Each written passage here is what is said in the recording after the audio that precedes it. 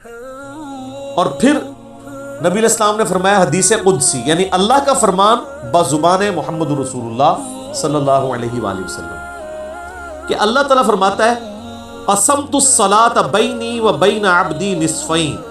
اچھا، یہ حدیث شیعہ کے ہاں بھی پائی جاتی ہے جو میں بیان کر رہا ہوں، صحیح مسلم کی،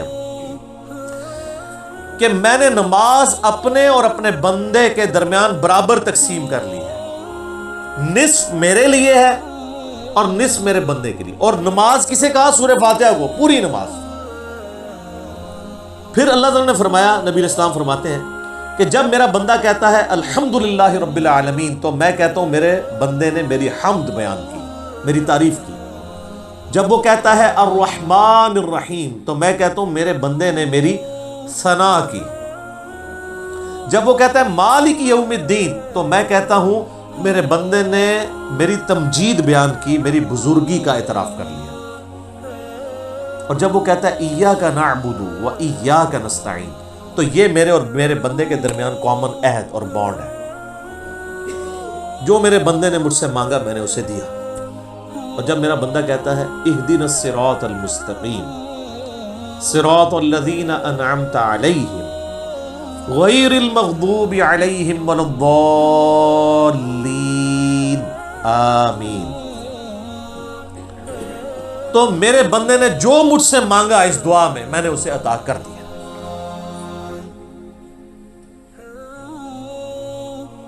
یہ حدیث بھی اس بات کا ثبوت ہے کہ سورہ فاتحہ کا حصہ بسم اللہ نہیں ہے، ورنہ تو یہ سٹارٹ یہاں سے ہوتی کہ جب میرا بندہ کہتا ہے بسم اللہ الرحمن الرحیم، تو میں کہتا ہوں میرے بندے نے میرے نام سے آغاز کیا۔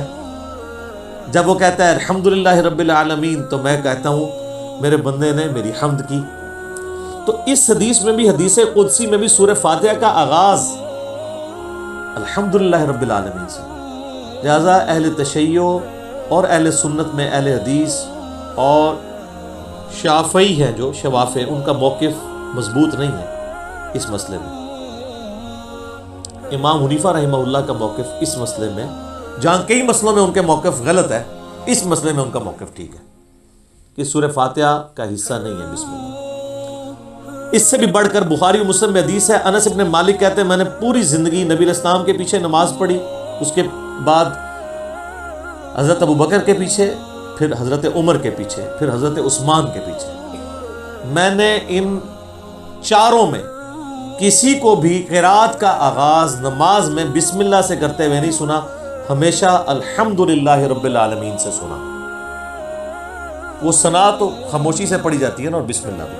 قرات کا آغاز وہ کرتے تھے الحمد سے، اس کا مطلب ہے کہ وہ سورہ فاتحہ سے اسے الگ سمجھتے تھے۔ اور مسلم میں تو یہاں تک الفاظ ہیں، بلکہ وہ حضرت انس بن مالک تو انکار ہی کر رہے ہیں، وہ کہتے ہیں کہ نبی علیہ السلام اور حضرت ابوبکر و عمر سورہ فاتحہ سے نہ پہلے بسم اللہ پڑھتے تھے نہ بعد میں، یعنی اگلی سورت سٹارٹ کرنے سے پہلے بھی بسم اللہ نہیں پڑھتے تھے، کنٹینیوشن کے ساتھ پڑھتے تھے۔ بعض محدثین نے اس کی توجیہ بیان کی کہ اس سے مراد ہے کہ بلند آواز سے نہیں پڑھتے تھے، کیونکہ ثنا اور بسم اللہ آہستہ آواز سے پڑھنا تو ثابت ہے، تو آہستہ آواز سے پڑھنا ہی اس بات کی دلیل ہے کہ اس کو فاتحہ سے الگ کر کے پڑھتے تھے، لہٰذا وہ فاتحہ کا حصہ نہ ہوا۔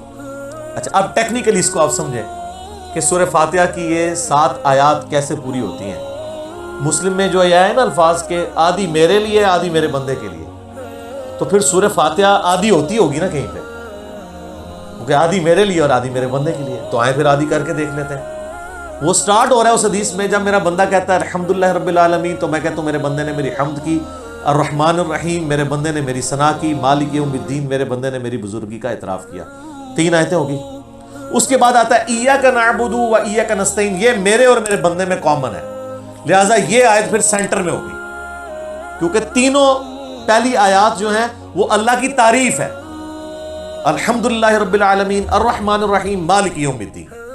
ایاک نعبد و ایاک نستعین عہد ہے، اور کہا یہ کامن ہے، مراد یہ سینٹر میں ہے۔ اور اس کے بعد جتنی چیزیں وہ دعائیں ہیں، اہدنا الصراط المستقیم یہ بندے کی ہوگی، صراط الذین انعمت علیہم غیر المغضوب علیہم ولا الضالین آمین، یہ 3 آیات اللہ سے دعا ہوئی، یہ بندے کے لیے، اور اس میں الفاظ ہیں جو میرے بندے نے مانگا میں نے دے دیا۔ پہلی 3 اللہ کی ثنا، اور سینٹر والی ایاک نعبد و ایاک نستعین کامن بانڈ۔ ٹھیک ہو گیا؟ اس سے بھی مزے کی بات، ایاک نعبد و ایاک نستعین بھی سینٹر ہو جاتی ہے. یہ ایک آیت ہے نا, ایاک نعبد, اے اللہ ہم تیری عبادت کرتے ہیں, یہ بھی اللہ کی تعریف. و ایاک نستعین, اور دعا تجھ سے کرتے ہیں. واو پہ آگے سینٹر بنتا ہے. اس واو سے پہلے 3.5 آیات اس طرف ہے اور 3.5 آیات اس طرف ہے. یہ بالکل سینٹر بنتی ہے واو. ایاک نعبد, اور وہ اسی لیے حدیث میں ہے نا یہ کامن ہے. کامن کیوں ہے؟ ایاک نعبد, میرے بندے نے میری عبادت کی, و ایاک نستعین, میرے بندے نے مجھ سے مانگا. اور کیا مانگا؟ اہدنا الصراط المستقیم صراط الذین انعمت علیہم غیر المغضوب علیہم ولا الضالین آمین. تو یہ اتنی مضبوط دلیل ہے, یہ جتنے دلیل کیا کتنے دلائل میں نے سامنے رکھ دیے ہیں کہ جس کے بعد کوئی گنجائش نہیں رہتی کہ کوئی بندہ ہٹ درمی پہ اور ضد پہ آ جائے.